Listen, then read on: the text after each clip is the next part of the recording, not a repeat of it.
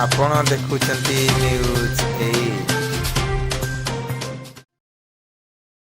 नमस्कार मु भीमसेन न्यूज 8 की स्वागत जनाची। आसंतु नजर पकेबा कौन रही नवरंगपुर जिलार मुख्य समाचार।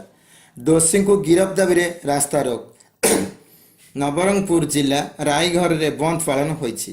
नवरंगपुर जिला रायघर ब्लॉक अंतर्गत परिची मीरा पंचायत रे केबे कंगा गाँव रे टीना मिस्त्री मृतदेह पोखरी उद्धार घटना रे पुलिस टीना स्वामी सुमित मिस्त्री ससुर परितोष मिस्त्री को गिरफ्त करी कोर्ट चालान करिछि।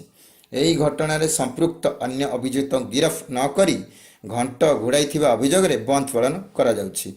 घटना अनुसार गत सेप्टेम्बर 22 तारिख दिन रायघर ब्लॉक किबेकंगा ग्रामर टीना मिस्त्री निखोज थिबा नै कुंदेई थाना रे परिवार तरफ एतला दिया जाइथिला, किंतु सही दिन टीना मृतदेह गाँ पोखर भासुथिबार देखा जाइथिला।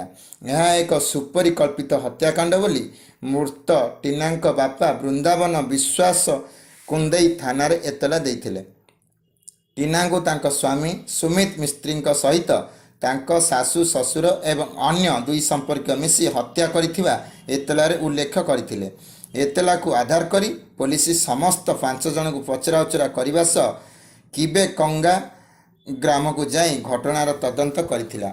अभियोग को भित्ति करी टीना स्वामी सुमित मिस्त्री और ससुर परितोष मिस्त्री को 27 तारिख दिन गिरफ्त करी कोर्ट चालान करथिला, किंतु अन्य 3 अभियुक्त गिरफ्त न करी अଯଥା घटना को विलंब करी घंट घोड़ाउथिबा परिवार पक्षर अभियोग करछंती।